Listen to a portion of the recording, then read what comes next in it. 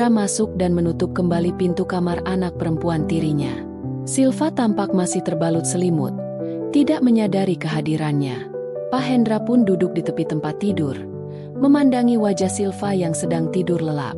Dia kemudian beristirahat di sampingnya sambil memeluk putri tirinya itu. "Sarapan yuk, Silva, temani bapak," ujarnya perlahan. Silva mengerjapkan matanya dan melihat bapaknya berada dekat dengannya, membuatnya terkejut. Bapak," katanya terbelalak.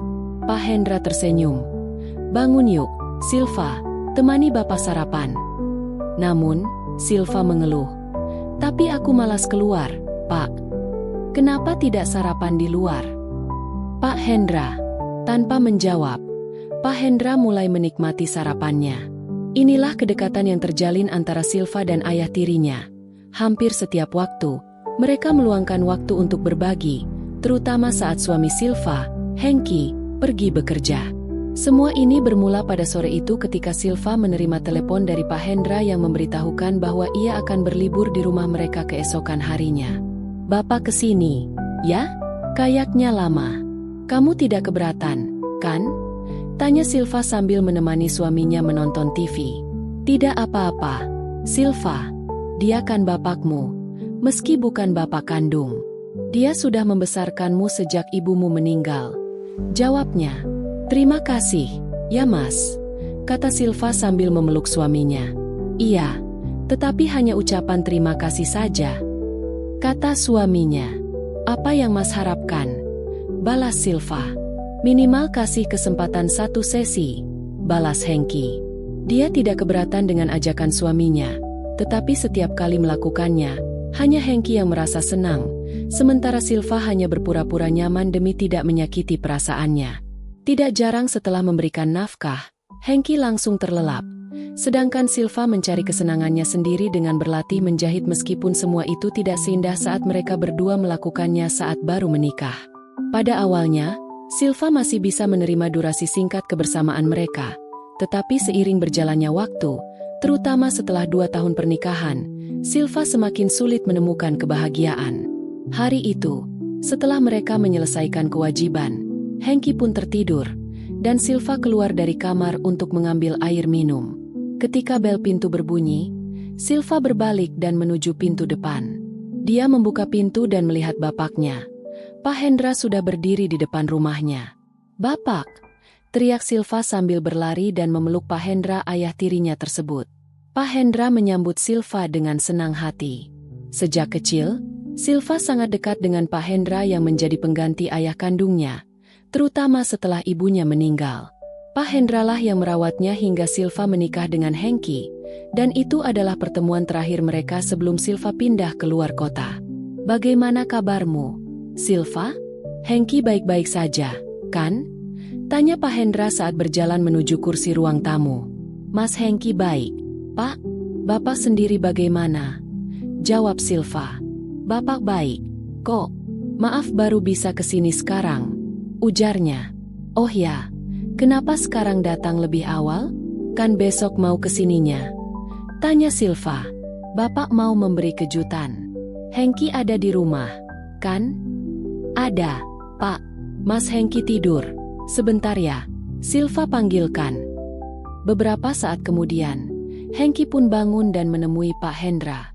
Mereka berbagi cerita dan asyik mengobrol, ditambah dengan kopi yang disuguhkan Silva, membuat mereka semakin betah bercakap-cakap. Malam itu setelah menyantap makan malam, Pak Hendra segera tidur lebih awal karena merasa lelah setelah perjalanan. Sementara itu, Hengki dan Silva kembali melanjutkan hubungan suami istri seperti biasanya. Silva merasa kecewa lagi dengan Hengki yang tampak lebih mementingkan dirinya sendiri. Merasa kesal setelah suaminya tertidur, Silva keluar kamar hanya dengan doester tanpa penutup lainnya. Di dapur, ia menyiapkan teh dan duduk di kursi makan untuk menenangkan perasaannya terhadap suaminya. Namun, saat menikmati tehnya, tiba-tiba Pak Hendra datang dan bertanya, "Kok belum tidur, Silva?" tanya Pak Hendra. Silva pun menjawab, "Belum, Pak. Saya lagi minum teh. Bapak mau saya buatkan juga?" Pak Hendra menjawab, "Gak usah, Silva. Bapak minum air dingin saja." Sambil mengambil air dingin dari kulkas, ia meneguknya hingga habis, lalu berpamitan pada Silva untuk kembali ke kamarnya. Silva juga memiliki niat yang sama, namun ia teringat bahwa ia tadi lupa memakai bungkus apapun kecuali doestur. Ia khawatir jika ayahnya melihat penampakan yang lain. Jadi ia memutuskan untuk pergi setelah ayahnya lebih dulu berjalan. Setelah Pak Hendra melangkah pergi, barulah Silva bangkit dari kursi. Namun, saat itu Pak Hendra tiba-tiba menoleh ke arah Silva yang ada di belakangnya. "Silva, besok tolong buatkan Bapak nasi goreng ya." Jantung Silva hampir berhenti. Ia ingin membalas namun ragu karena khawatir dianggap tidak sopan. Ia terpaksa menahan rasa malunya, sadar bahwa ayahnya pasti memperhatikan penampakan di balik doesternya. "Iya, Pak. Besok Silva akan buatkan nasi goreng untuk Bapak," ucap Silva dengan cemas. Beruntung, sang ayah kemudian langsung menuju kamar, sehingga Silva bisa cepat-cepat pergi ke kamarnya juga.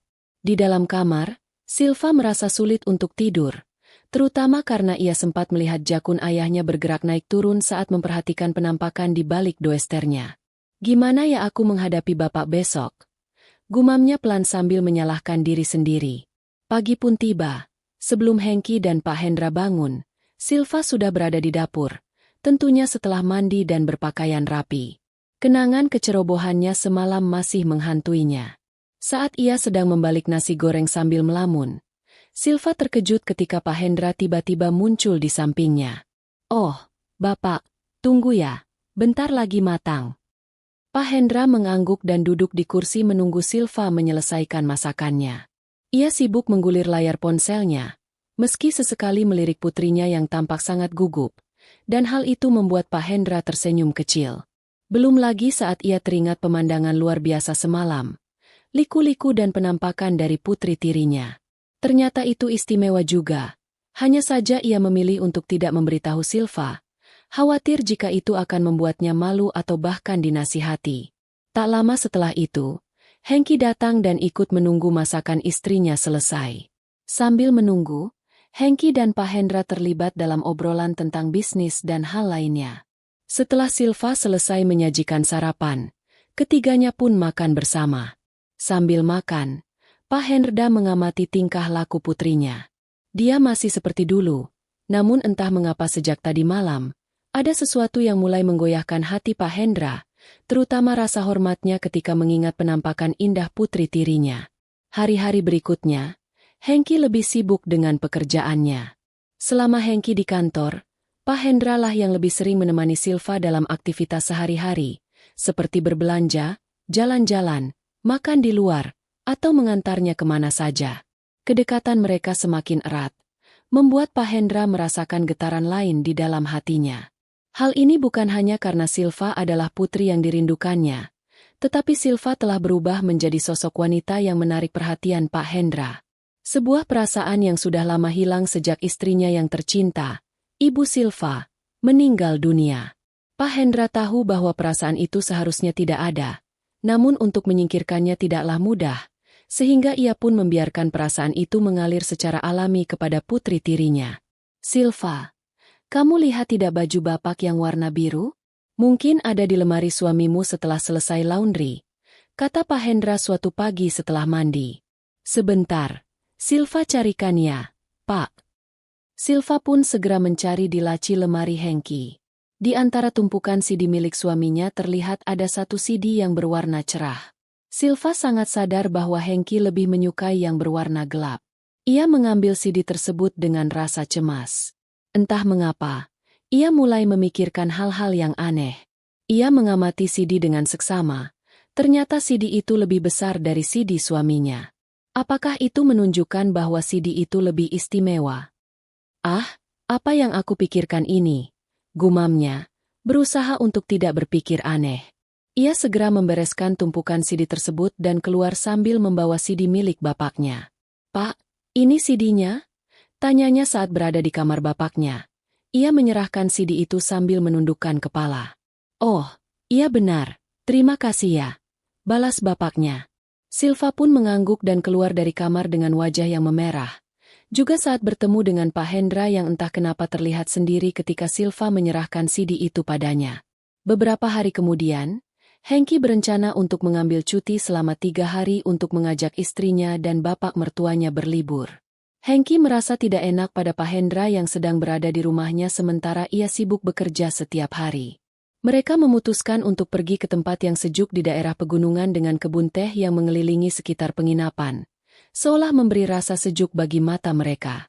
Sampai di tempat itu menjelang sore dan langsung memesan 2 kamar penginapan yang berdampingan. "Udara di sini sejuk, ya Silva?" ujar Hengki sambil memijat bahu istrinya dari balik jendela.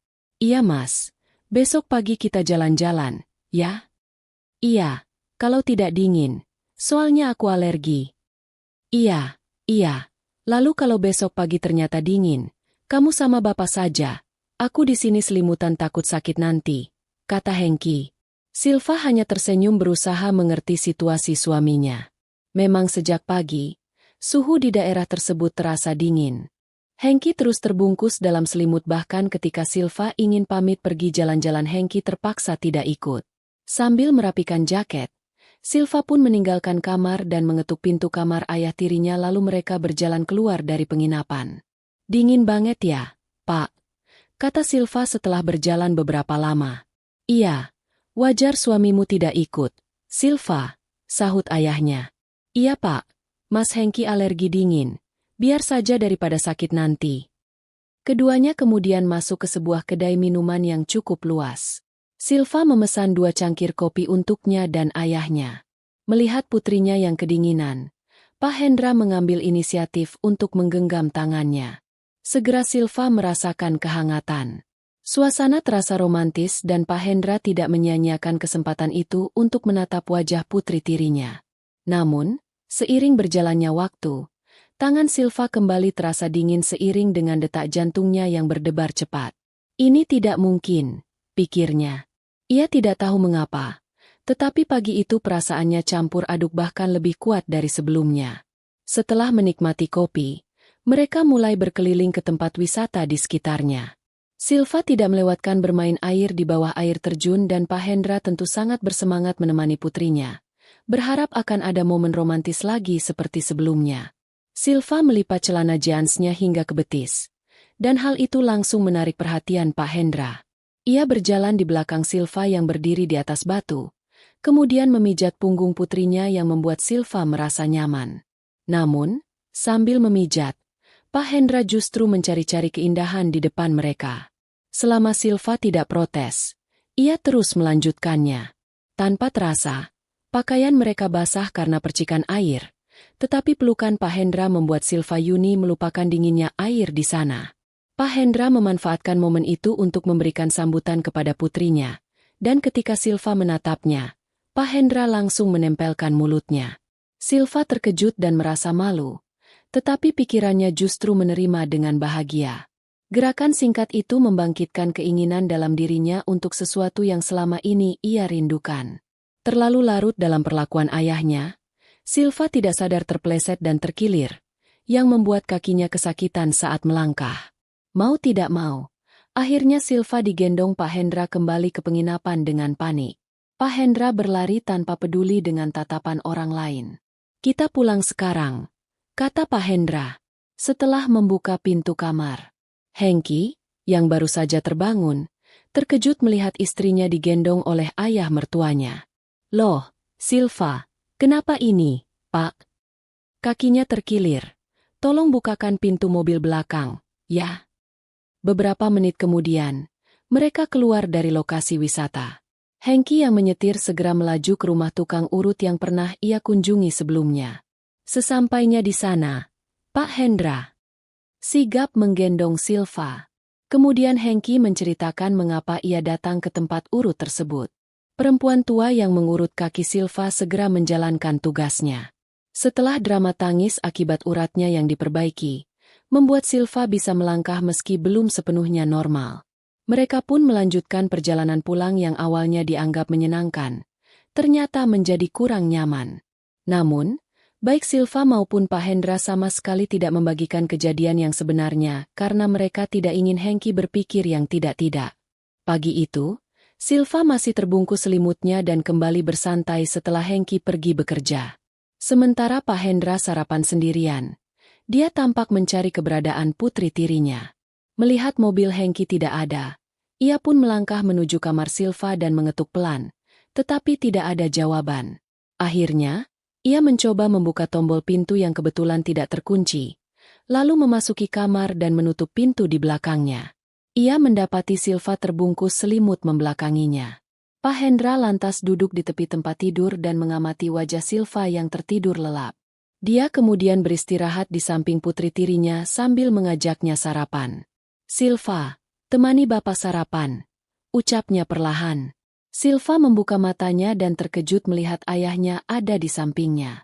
"Bangun yuk, temani Bapak sarapan," kata Pak Hendra dengan senyuman. Namun, Silva merasa malas untuk keluar. Pak Hendra pun dengan bujukannya dahsyatnya membuat Silva mau nemani bapaknya sarapan dengan cara digendong. Silva dengan cepat mengulurkan tangannya, dan Pak Hendra langsung mengangkat putrinya itu menuju ruang makan. Silva melingkarkan kedua tangannya dan kadang-kadang saling bertukar tatapan serta senyuman. Setibanya di ruang makan, Pak Hendra yang ingin menempatkan putrinya di kursi meja makan malah ragu untuk melakukannya. Silva tampaknya enggan melepaskan tangan dari Pak Hendra, tidak ingin mengakhiri momen indah mereka. Mata mereka masih saling bertemu, dan Pak Hendra yang menangkap maksud putrinya dengan tegas memberikan sambutan. Di balik hiruk-pikuk kehidupan, sepotong hati yang hancur mencari pelipur lara di negeri orang. Amelia, seorang janda muda dari kota hujan, harus menghadapi kenyataan pahit perceraian dan beban ekonomi keluarga. Ia berangkat ke Abu Dhabi sebagai pekerja migran, berharap menemukan secercah harapan. Namun, takdir membawanya ke dalam pusaran pernikahan siri yang penuh misteri, perlakuan tak terduga, dan pergolakan batin. Mampukah Amelia menemukan kembali dirinya dan membangun kehidupan baru dari puing-puing luka lama? Ikuti kisahnya yang penuh ketabahan dan perjuangan. Namaku, Amelia. Seorang janda muda berusia 27 tahun, berasal dari kota hujan. Perceraian yang menimpaku 2 tahun lalu terasa bagai robekan yang menyayat jiwa. Suamiku meninggalkanku hanya karena aku tak langsung hamil dalam setahun pernikahan. Padahal dokter menyatakan rahimku sehat. Namun, ia memilih wanita lain yang katanya lebih subur. Sejak itu, hidupku terasa hancur. Aku kembali ke rumah orang tuaku yang sederhana, membawa luka dan malu. Ayah sudah lama berpulang, dan ibu, yang tubuhnya mulai membungkuk serta sering batuk, hanya bisa memelukku dalam diam. Kami hidup dari warung kecil peninggalan almarhum ayah. Namun, dagangan sepi dan utang dari pinjaman koperasi untuk modal terus menumpuk bunga. Aku tahu, jika terus tinggal di sana, aku hanya akan menjadi beban. Aku akan pergi ke luar negeri jadi pekerja migran, tekadku. "Amelia yakin?" tanya ibu dengan suara berat. Aku mengangguk sambil mencium tangannya. "Kalau bukan aku, siapa lagi, Bu?" Bulan Mei 2023, aku resmi berangkat ke Abu Dhabi melalui jalur yang legal. Sebelum itu, aku mengikuti pelatihan di Bandung selama 2 bulan. Aku mempelajari cara membersihkan rumah majikan Arab, memasak makanan Timur Tengah, dan bahasa Arab dasar. Kukira aku siap. Namun, perkiraanku salah. Hari pertama mendarat di Dubai, panasnya terasa membakar kulit. Aku dijemput oleh agen lokal dan dibawa ke rumah majikan, sebuah bangunan 3 lantai dengan gerbang besi tinggi. Aku bahkan harus menengadah untuk bisa melihat balkon paling atas. Majikanku bernama Tuan Halil. Kulitnya hitam legam, tinggi besar seperti tiang listrik, rambutnya keriting kecil, dan matanya dalam. Wajahnya tidak menunjukkan senyum sama sekali saat melihatku. "Namanya?" tanyanya dalam bahasa Arab bercampur Inggris. "Amelia," jawabku dengan suara pelan. Dia menatapku dari ujung kepala hingga kaki, lalu mengangguk. "Kerja bagus, tidak masalah."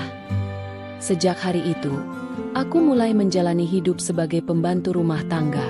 Di rumah itu hanya ada 3 orang, Tuan Halil, ibunya yang sudah tua dan sakit-sakitan, serta seorang sopir Bangladesh bernama Ahmed.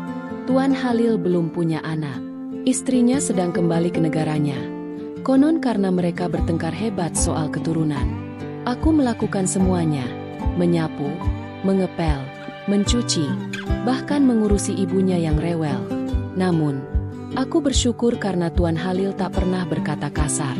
Ia hanya dingin, seperti patung berjalan. Minggu-minggu berlalu, perlahan aku mulai terbiasa.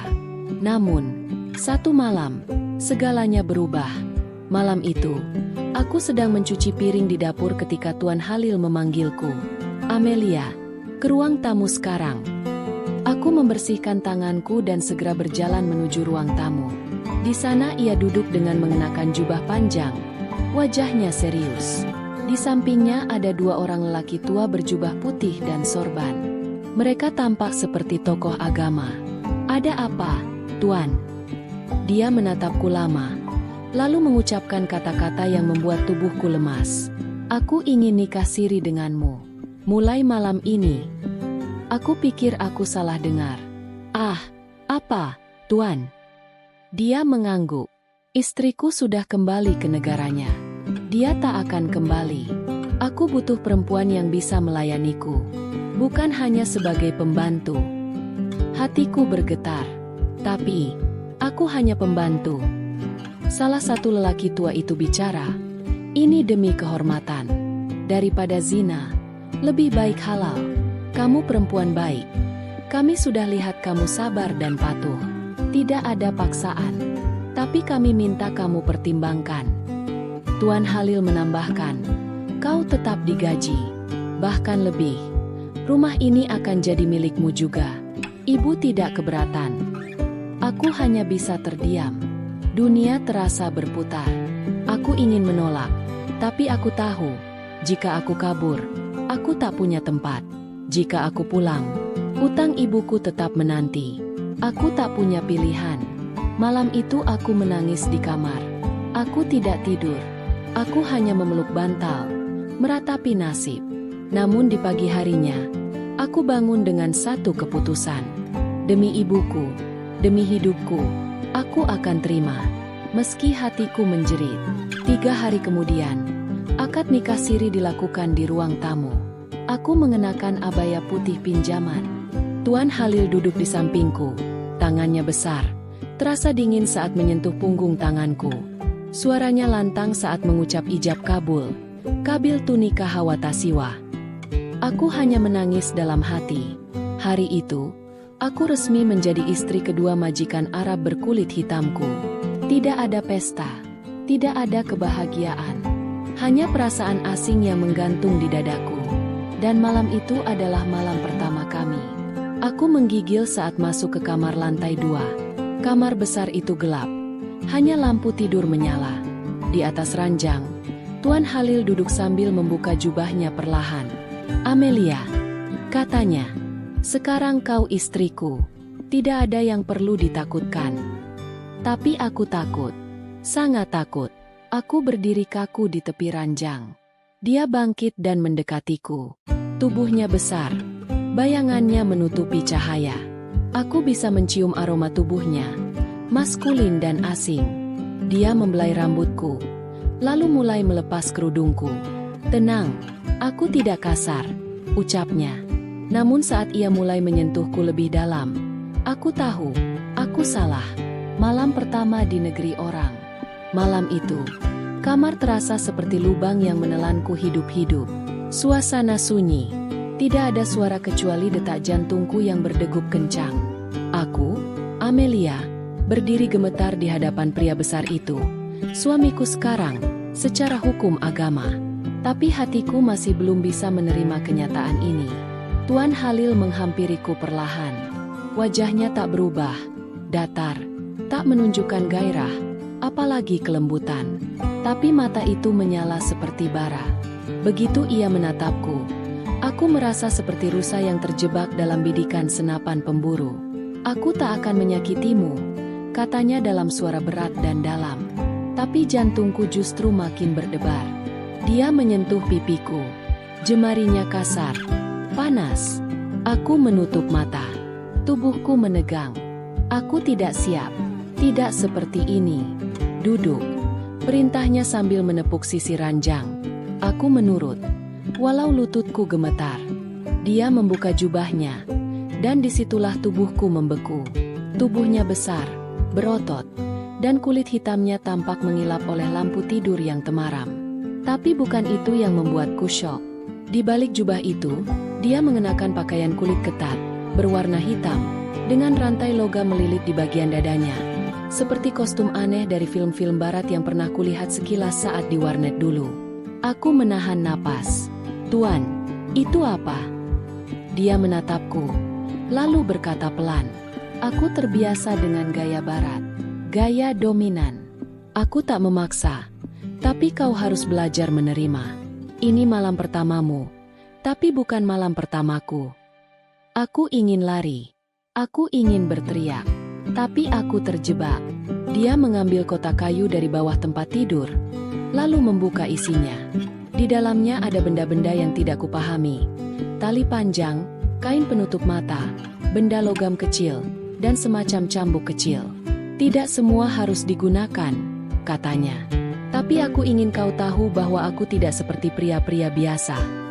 Saat dia mulai memasang kain penutup mata di wajahku, air mataku menetes. Bukan karena sakit, tapi karena rasa takut yang menekan dadaku seperti batu besar.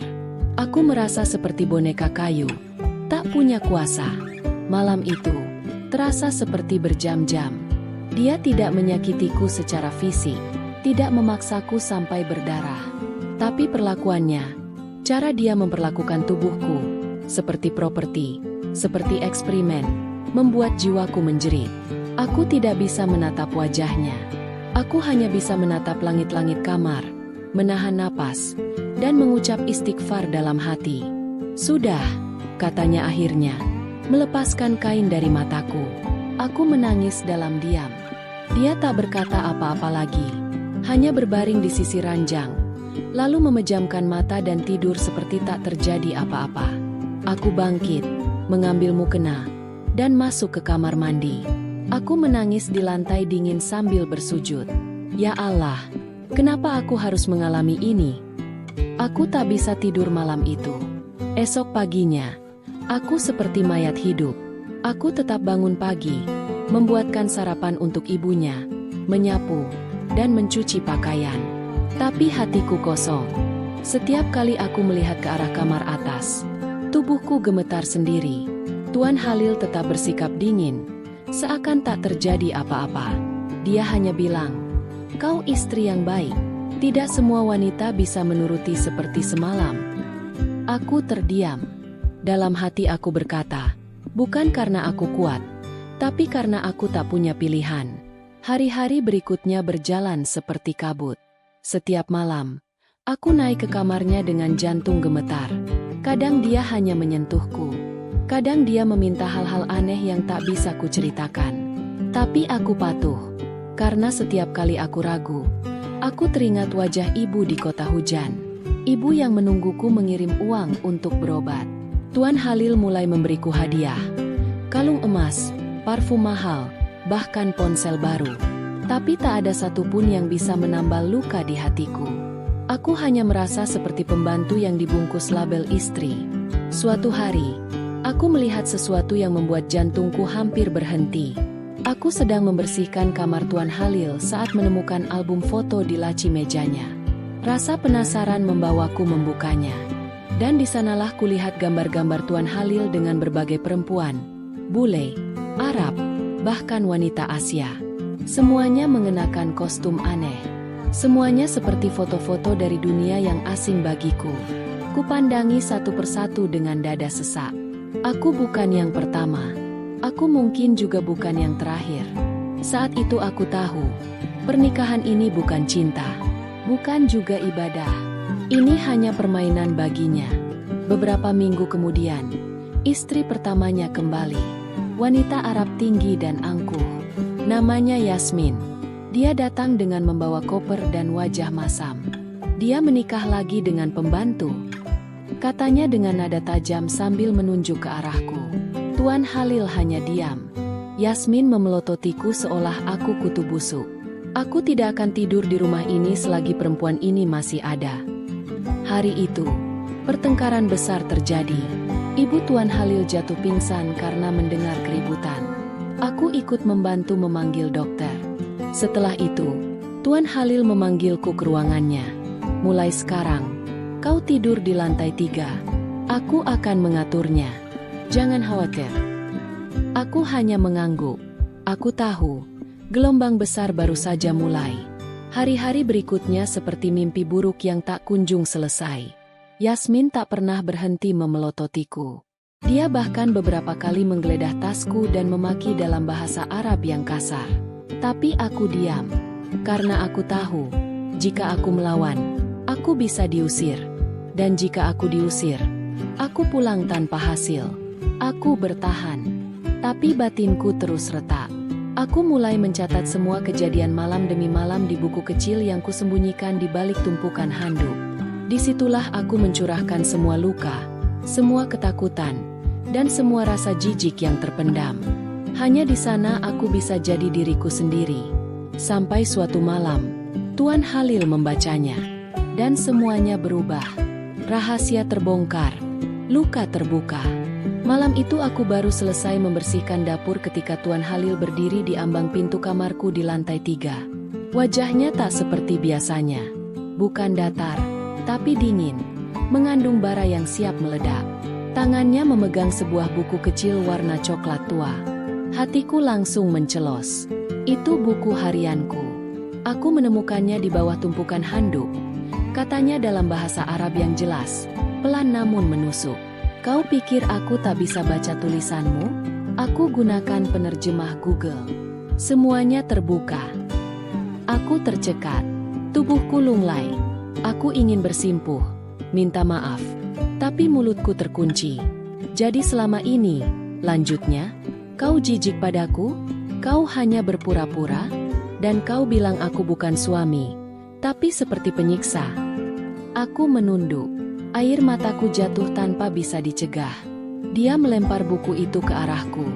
Buku itu memantul di lantai lalu terbuka pada halaman yang paling menyakitkan. Tulisan tanganku 2 malam sebelumnya. Ya Allah, aku merasa tubuh ini bukan milikku lagi. Aku diperlakukan seperti boneka. Malam-malamku penuh ketakutan. Tak ada cinta. Hanya paksaan yang disamarkan oleh kata suami. Tuan Halil mengepalkan tangan. Kenapa tidak bilang dari awal? Aku berusaha mengatur napas. Aku takut. Dia tertawa pendek. Takut kehilangan fasilitas?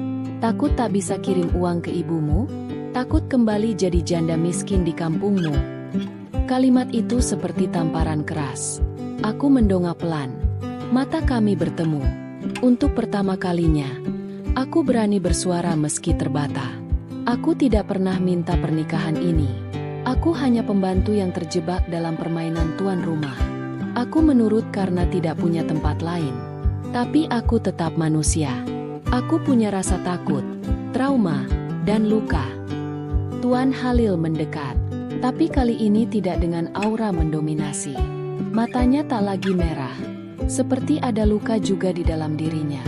Aku dibesarkan dalam rumah tanpa kelembutan. Katanya pelan. Ibuku keras. Ayahku meninggal muda. Istriku yang pertama hanya tahu marah dan pamer di media sosial. Aku mencari perempuan yang bisa mengerti. Tapi aku tak tahu caranya mencintai dengan benar. Untuk sesaat, dunia sunyi. Bahkan suara AC pun terdengar jauh. Lalu kau pilih aku? Tanyaku pelan. Pembantu? Perempuan yang bahkan tak percaya diri sendiri. Dia duduk di ujung ranjang. Karena sejak kau datang, rumah ini jadi berbeda. Nah, ibuku suka padamu. Bahkan Ahmed, sopir itu, bilang kau lebih seperti cahaya daripada pembantu. Aku menunduk. Kata-katanya seperti obat, tapi juga menambah perih. Karena hatiku sudah terlalu lelah. Malam-malam itu, aku tidak tahu kau setakut itu. Aku mengangguk pelan. Karena aku tidak tahu bagaimana harus bilang. Aku dibesarkan untuk patuh, untuk diam. Malam itu kami bicara lama. Untuk pertama kalinya sejak aku menjadi istrinya, Kami bicara layaknya manusia, bukan tuan dan pembantu, bukan predator dan mangsa, tapi dua manusia yang sama-sama terluka. Di akhir malam, Tuan Halil mengambil keputusan mengejutkan. Mulai malam ini, kau tidak perlu naik ke kamarku lagi. Aku akan beri waktu. Mungkin bahkan kita tak perlu serumah lagi. Kau bisa tetap bekerja di sini, tapi bukan sebagai istriku, bukan secara batin. Hatiku gemetar, antara lega dan bingung. Lalu, bagaimana statusku? Dia menghela napas. Itu yang akan kita bicarakan dengan ustaz. Keesokan harinya, seorang ustaz lokal dipanggil ke rumah. Namanya Syaif Abdullah. Pria tua yang lembut tutur katanya. Setelah mendengar cerita kami berdua, beliau hanya mengangguk-angguk sambil memegang janggut putihnya. Pernikahan tanpa kerelaan hati bukanlah pernikahan yang sempurna. Sah secara syariat, tapi jika hatinya penuh ketakutan, maka hak suami telah cacat. Aku sarankan, pisah secara baik-baik, lalu ambil waktu untuk mengenal. Jika cinta tumbuh, nikahi kembali. Jika tidak, bebaskan. Tuan Halil tampak berpikir keras. Matanya menatapku lama. Kalau begitu, katanya pelan, aku akan bebaskan kau, tapi tetap beri tempat di rumah ini jika kau ingin tetap bekerja. Aku tak tahu harus sedih atau lega, tapi hatiku berbisik, inilah awal yang baru. Hari-hari berikutnya berjalan tenang. Yasmin, istri pertamanya, kembali ke negaranya setelah mendengar bahwa aku dan Tuan Halil sudah pisah secara batin. Dia tak percaya, tentu saja, tapi dia tidak peduli lagi. Yang dia tahu, dia tidak lagi berbagi rumah dengan pembantu. Aku pindah ke kamar kecil di lantai bawah, mulai bekerja seperti biasa, tapi kali ini tanpa tekanan. Tuan Halil tetap memperlakukanku baik, bahkan kadang memintaku menemani ibunya yang semakin uzur. Dan perlahan, hatiku mulai pulih. Aku mulai menerima bahwa luka bisa sembuh asal diberi waktu. Aku mulai menulis lagi, tapi bukan dalam bentuk keluhan, melainkan puisi, surat-surat untuk diriku sendiri. Tuan Halil membacanya suatu hari, dan berkata, "Tulisanmu indah. Suatu hari, kau harus terbitkan ini." Aku tersenyum, bukan senyum pura-pura, tapi senyum sungguhan. Hingga suatu sore, saat aku sedang duduk di taman kecil belakang rumah, dia menghampiriku dengan secangkir teh hangat. "Aku ingin bertanya," katanya, "bolehkah aku mulai mengenalmu sebagai perempuan, bukan sebagai istri yang terpaksa?" Aku terdiam lama. Hati kecilku berdebar. "Jika kau izinkan," lanjutnya, "aku akan mengajukan lamaran sungguhan di hadapan keluargamu, dengan restu, dengan cinta." Aku menatap langit yang mulai jingga. Angin gurun bertiup pelan menyapu anak rambutku. Dan untuk pertama kalinya sejak tiba di Abu Dhabi, aku merasa bebas. "Berikan aku waktu," jawabku pelan. Dia mengangguk. "Aku akan menunggu." Lamaran kedua. Luka yang sembuh. Hari demi hari berlalu. Hubunganku dengan Tuan Halil kini benar-benar berubah. Tak ada lagi panggilan istri. Tak ada lagi malam menegangkan. Tidak juga tekanan dari ibu tirinya atau kecurigaan dari orang-orang rumah. Aku kini hanyalah Amelia, perempuan biasa yang bekerja menjaga rumah dan merawat seorang wanita tua yang kesepian. Tapi, hatiku mulai berubah. Entah sejak kapan, senyumnya tak lagi membuatku waspada. Tatapannya tak lagi membuatku merasa terintimidasi. Ia menjadi manusia. Mungkin karena ia berhenti memaksakan. Mungkin karena ia mulai belajar mendengar. Atau mungkin karena aku mulai memaafkan. Sore itu, saat aku tengah menyiram tanaman kecil di teras belakang, dia mendatangiku membawa sesuatu di tangannya, kotak kecil beludru merah. Aku tercekat. "Amelia," katanya pelan, suaranya berat tapi lembut. "Aku sudah bicara dengan keluargamu lewat video call. Aku sudah sampaikan niat baikku. Mereka bilang, keputusan di tanganmu." Aku tak berani menjawab. Hanya bisa menggenggam gagang penyiram air dengan kencang. "Kali ini, bukan karena kau pembantu. Bukan karena kasihan. tapi karena aku jatuh cinta padamu, pada ketabahanmu, pada ketulusanmu. Dia membuka kotak itu. Sebuah cincin emas putih sederhana tampak berkilau. Tak mewah, tapi indah. Bolehkah aku melamarmu, bukan sebagai majikan, tapi sebagai lelaki biasa? Air mataku meleleh tanpa bisa kutahan. Aku butuh waktu. Dia tersenyum, tak kecewa. Ambillah waktu sebanyak yang kau perlu. Aku akan tetap di sini, menunggu. Dan untuk pertama kalinya, aku percaya. Beberapa minggu setelahnya, aku akhirnya memberanikan diri menghubungi ibuku. Percakapan kami di video call malam itu membuatku benar-benar menatap kembali masa lalu yang menyakitkan. Kau masih di rumah dia? Tanya ibu langsung. Kenapa tidak pulang saja? Atau jadi istri sah sekalian? Aku menghela napas. Bu, dulu ibu yang paksa aku menikah diam-diam. Hanya karena Tuan Halil punya uang dan mau bantu bayar utang. Ibu mendengus. Ibu lakukan itu demi kamu juga. Demi aku. Atau demi rasa malu karena utang menumpuk dan takut digerebek tetangga. Ibu diam. Lalu berkata, jadi kau tidak akan menikah dengannya? Aku tersenyum kecil. Aku mungkin akan menikah dengannya. Tapi kali ini bukan karena terpaksa. Tapi karena aku mulai mencintainya. Ibu tertunduk. Hati ibu. Sudah aku maafkan, Bu. Tapi aku harap setelah ini, jangan paksa aku lagi. Biarkan aku memilih jalanku. Percakapan itu mengukuhkan hatiku. Luka lama telah sembuh. Bukan karena dilupakan, tapi karena sudah aku terima. Malam itu, aku mendatangi kamar Tuan Halil. Bukan sebagai istri, tapi sebagai perempuan yang ingin bicara dari hati ke hati. Aku sudah siap, kataku pelan. Dia menoleh dengan kaget. Untuk apa? Untuk jadi istrimu. Kali ini dengan restu hatiku. Tuan Halil berdiri. Tak percaya. Amelia, kau yakin? Aku mengangguk. Dia memelukku. Erat, hangat. Aku berjanji akan jadi suami yang kau butuhkan. Bukan sekadar laki-laki diranjang, tapi pelindung. Pelindung bicara, dan sahabat sampai akhir usia. Pernikahan kami digelar sederhana. Hanya di ruang tamu. Ibu Halil duduk di kursi roda, menyaksikan dengan mata berkaca-kaca. Sopir Ahmed yang sudah seperti keluarga, menjadi saksi. Dan seorang ustaz menjadi wali.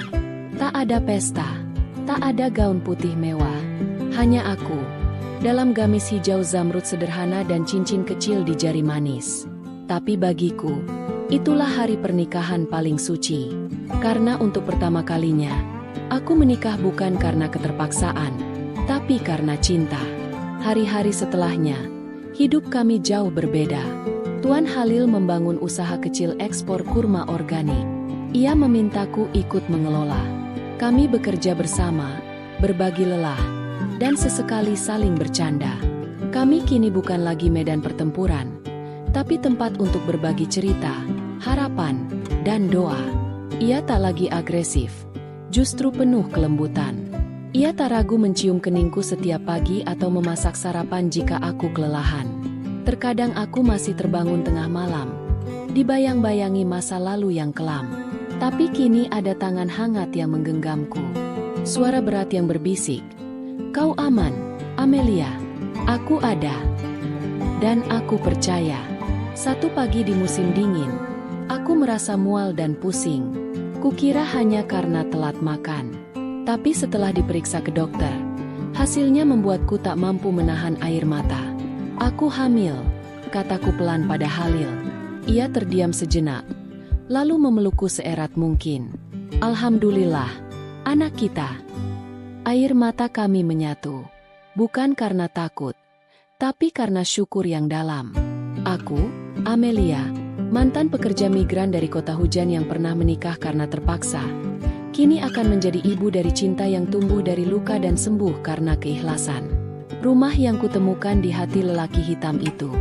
Waktu berjalan cepat setelah kabar kehamilanku. Perutku yang semula rata mulai membuncit perlahan. Setiap pagi, Halil akan membelai lembut perutku, membisikkan doa-doa dalam bahasa Arab yang tak selalu kupahami, tapi bisa kurasakan ketulusannya.